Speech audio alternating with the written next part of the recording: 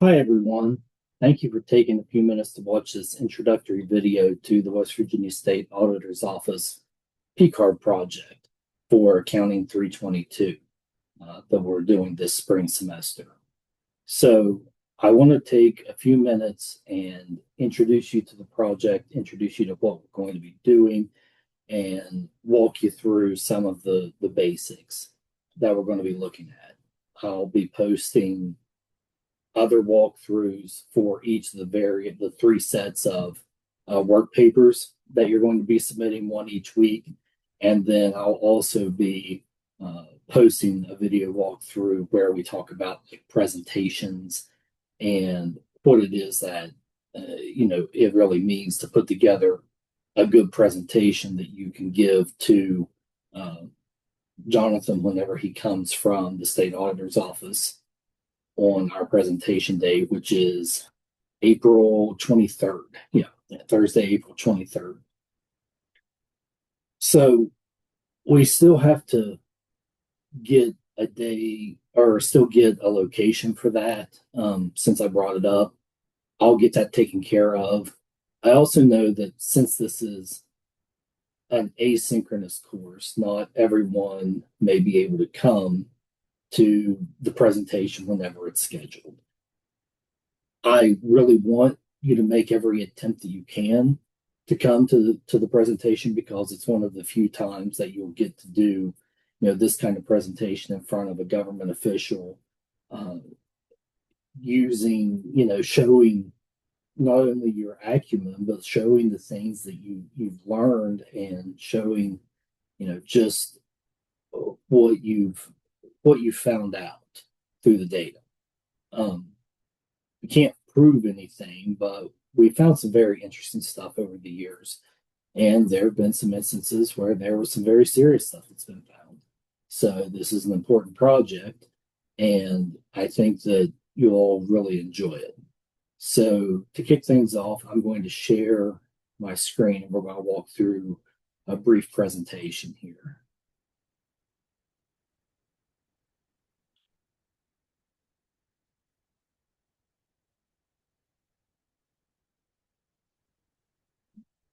Share. Okay. All right. Hopefully my head's not too much in the way of the slides here. Let's get started. So what is the P card project? Well, first and foremost, what's a P card? A P card is a purchasing card. And many governments use purchasing cards, but also many employers use either a true purchasing card or something similar to a purchasing card that they provide to their employees in order to basically pay for expenses that are incurred in the course of business.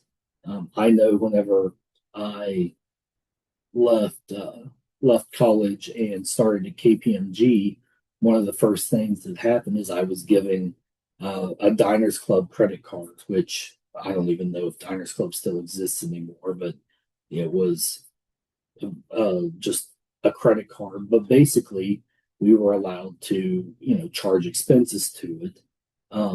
At that time, we were actually allowed to charge some personal stuff to it, also, as long as we paid the personal stuff off. But basically, it made it easier for KPMG to, monitor, and approve what it was we were spending money on.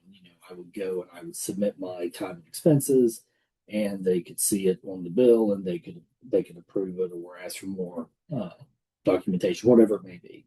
So that was more of a regular credit card. Actual purchasing cards only come with even more restrictions. They may come with restrictions on where they can be used. They may also um, only be issued to like limited individuals. And so that's one thing that we're going to see whenever we look at the purchasing card data is there are names of individuals within the data file. A lot of times those names are either a central person or say an administrator at a particular location, and maybe they have one or two credit cards, P cards in their area, and So every single transaction for that area is recorded that person's name. So we have to be careful whenever we look at names, because it's just because someone's name is associated with the purchase doesn't mean they're actually the one that made it. Again, I guess I'm getting a little bit ahead of myself, but we are looking at real data, and that's what I want you guys to remember. That's what I want you to think about as we're going through this, is that this is real data that is from the second half of 2025. So we're talking June of 25, or not June, July of 25 through December of 25. So we know what a purchasing card is. What is the project? Well, we're going to take on a couple different roles. We're going to work this kind of like we would an audit, but at the same time, we're going to use what are effectively forensic accounting skills to examine the purchasing data to see if individuals have followed all the policies. Now, it's difficult to verify that every single policy has been followed, but there are some important ones that we're really going to focus in on, and I think that'll make it a little bit easier. Throughout the project, you're going to have to think critically about what it is that you're seeing. You're going to have to try and find trends. You're going to have to try and, brainstorm ways to, different kinds of tests or things you might want to test. You're going to use those data analytics skills that we've been practicing all semester as a way to, isolate, chop, and dice, and, come up with what looks to be, from a data perspective, good, some kind of result. I expect you guys to work together. I know that once again, that's difficult in an asynchronous environment, but just like any other class, you'll need to find time to get together with your teammates and work on this project. Now, that doesn't mean you have to meet in person. You can meet over Zoom. You can meet wherever or however you want to do it. As long as you meet, as long as you talk, as long as you work out who's doing what, and come up with a game plan of how you're going to attack getting the project done.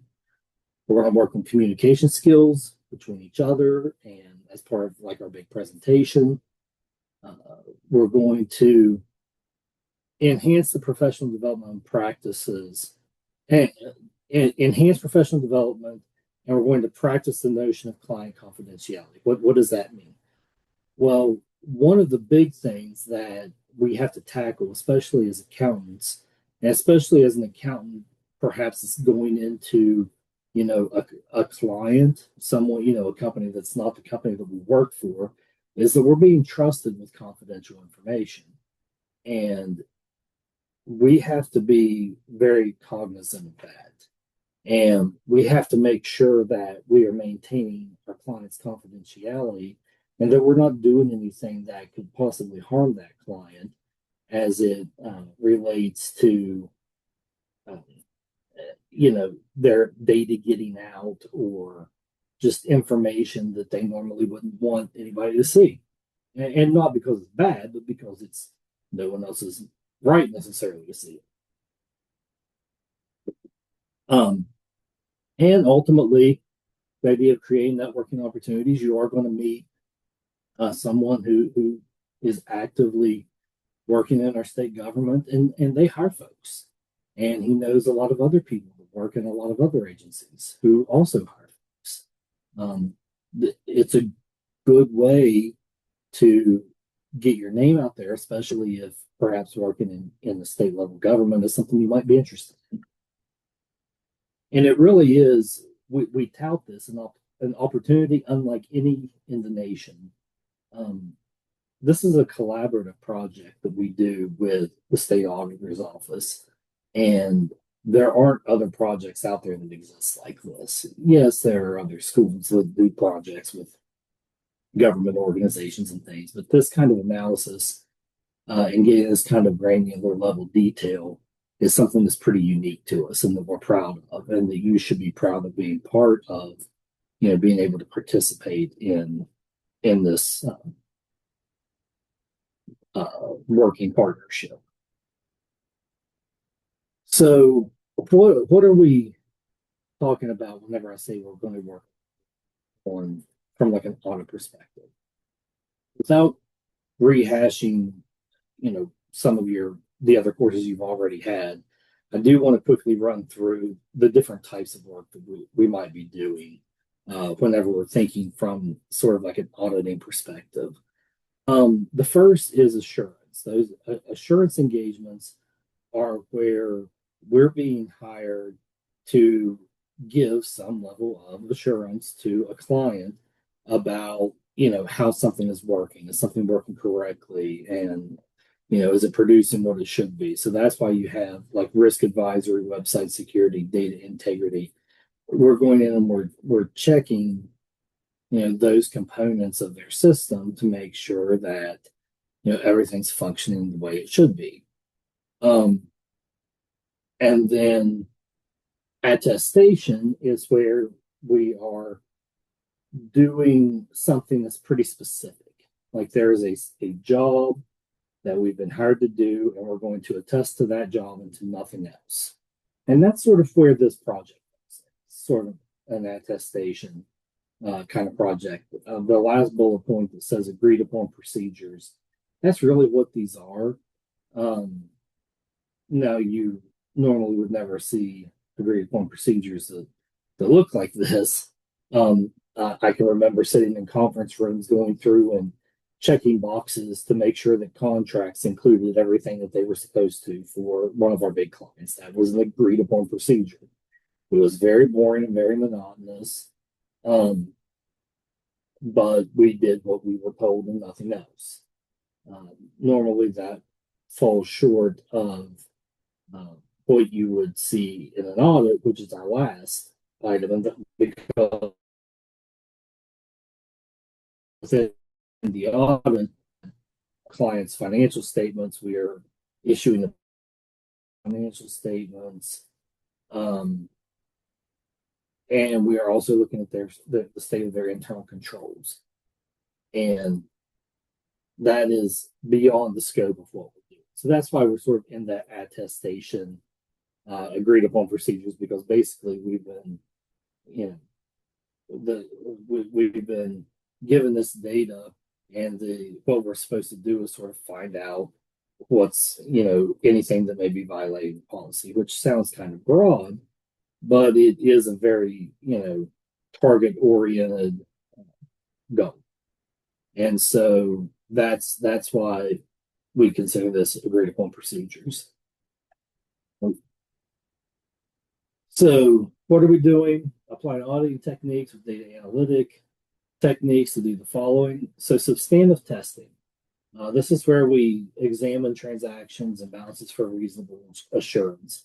So substantive testing, and yes, the word is substantive. Whenever I started to work, I basically thought that everybody I was working with was an idiot and didn't know how to say the word substantive, but it's actually substantive. It's an accounting word that's not used anywhere else except for in accounting. And it basically means that you substantiated the balance or whatever it is that you're working on, that effectively you did enough work to say, yeah, this is pretty good. So this is where, we might take a series of transactions and we might estimate based on, okay, we've seen, this trend, maybe we're going to go and estimate something else based on that. Or we find a third party, like a different kind of measure, and says, well, we know that when this happens, this measure over here goes up. I wonder what this happens. And if it, affects us, then that's something else that we can note. Test of controls, we're not really sure that the policies and procedures are followed correctly, which I guess is a control, so to speak, but really for what we're doing, that's more in line with what auditors will be doing. And then we are going to consider the possibility of fraud as we go through all of this. That's something that we're definitely going to look at. It's really, and this last line, it's right, it's really not as complicated. So, what are the next steps? Well, come to class should probably be view the videos. Um, I'm going to be posting stuff, and we will, as we get close to presentations, I'll make times available that we can meet in person on Zoom, as as myself and as your groups, and we can talk about where you're at and what maybe else you need to do, and we'll come up with uh, a real game plan for everybody for getting done. So we will be going through, or I will be going through the work papers in each video. Um, so you can always go back and view them, but that gets old trying to flip through and remember what I talked about where. Um, these are just some best practices, defining times for your team to meet. Don't just go work on this alone. Make sure that your teammates are being responsive. If you have a teammate that's absolutely refusing to be responsive, come to me with it. I'll reach out to them and see if we can't get, whoever the individual is, up and participating again.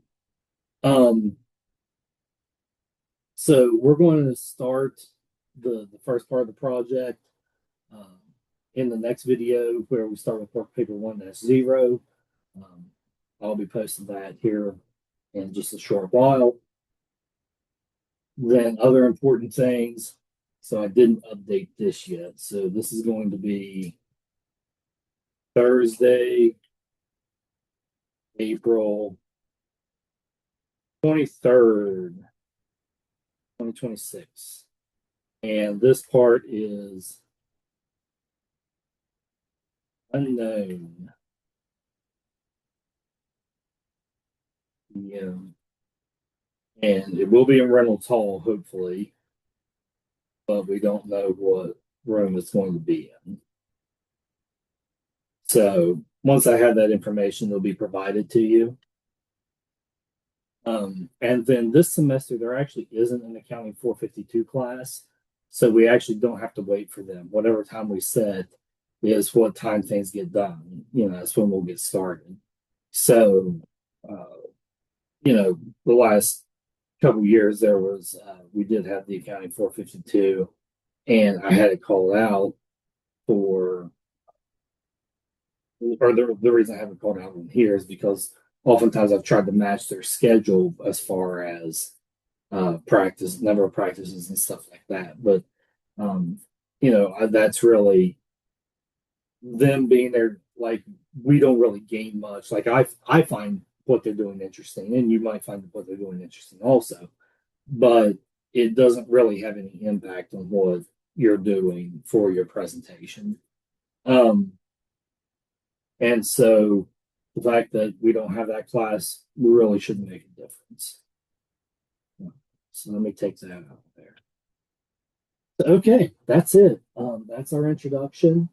I'll look for video number 2, where I will be walking through the first set of work papers. You should see it posted here in just a little bit after this one gets posted. Thank you. Off the recording.